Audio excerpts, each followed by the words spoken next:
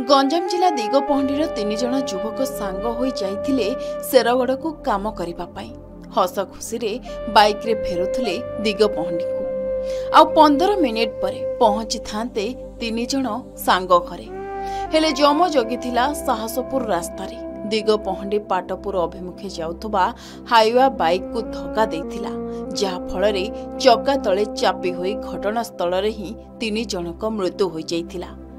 3 जण हेउछंती जणे जणे भल कुशली कारीगरी रूपे परिचित।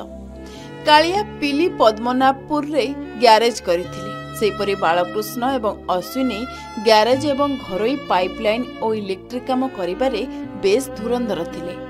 3 भेंडिया पुओं को जीवन चली जिबा परे 3 परिवार निर्विकार होई जाइछंती।